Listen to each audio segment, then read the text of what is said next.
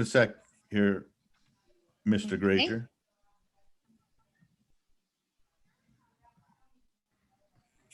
And just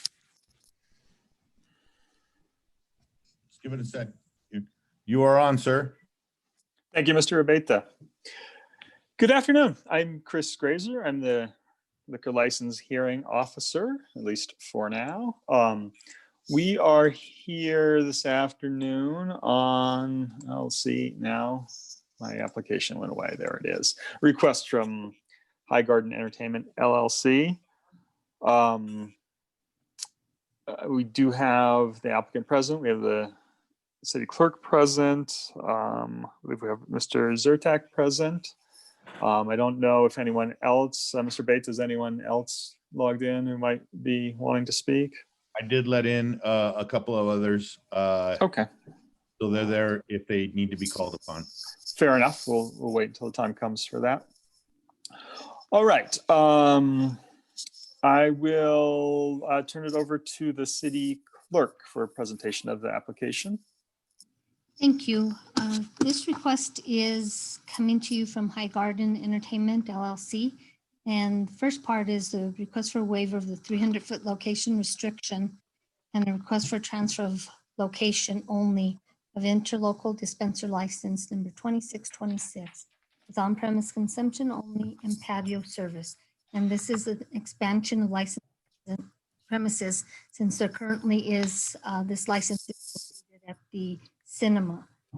So as I mentioned, the first part of this would be for the consideration of the waiver of the 300-foot location restriction to allow this John Cocteau Cinema.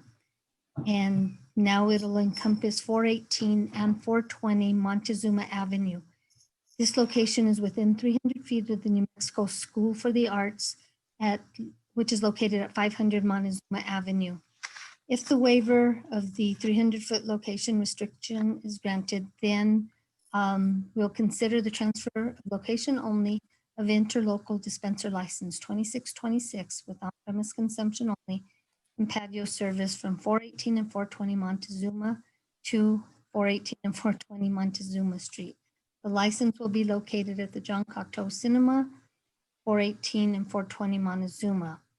In your packet, there is a letter from Eric Kreitz. He's the head of the School for Mexico School for the Arts, and it is a letter of no opposition to this request. There are also in the packet, there are staff reports regarding litter, noise, and traffic. Staff does not anticipate a substantial change in litter and noise or any unacceptable traffic impacts due to the approval of this request. The applicant has not commenced construction, and by construction, the applicant is going to basically put doorways from each existing space into the other to make that connection. So they have not commenced construction. Therefore, as a condition of approval, the applicant will be required to obtain all necessary permits and licenses and comply with all building code and fire code requirements. The applicant is currently seeking approval from the City of Santa Fe to lease or purchase the Montezuma Pocket Park. Therefore, the applicant does not have sole tenancy for the area included on their application for the patio service. Approval for this area is dependent on the applicant obtaining property rights and redeveloping this site to ensure it meets all relevant codes and regulations. In addition, the applicant currently does not have sole tenancy to the space leased by Big Adventure Comics. Therefore, as a condition of approval, these two areas will not be allowed alcohol service until they have sole tenancy. The applicant then will be required to notify the city clerk's office when they have sole tenancy of the aforementioned areas. Then additionally, as a condition of doing business in the city, staff is recommending that it be noted that the applicant is required to comply with all of the city's ordinances. And I would stand for any questions. Thank you, Madam Clerk.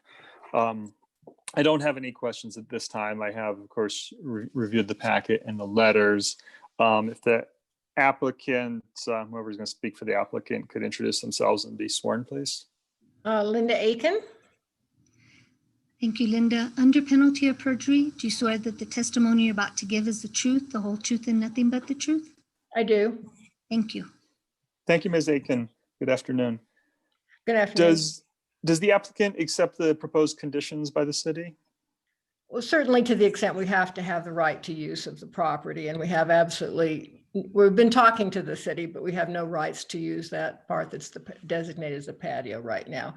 The owner of the building does own the comic store too, and there's a comic store business in that additional space, which could easily be, we think, be used, expanded into if this all gets approved.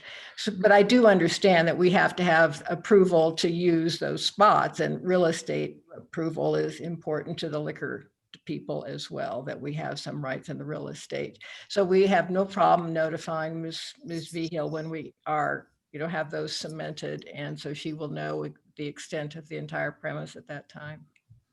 Okay, and also the requirements to obtain necessary permits and license, comply with Sure. building code, fire code, and require to comply with all other city ordinances. Of course, yes. Okay. And did you have anything else you wanted to add? As you know, you have no obligation to put anything in the record. No, I don't think we need anything else. Okay. I know there's several other people on the call. Are there any questions, comments, concerns that anyone else wishes to raise?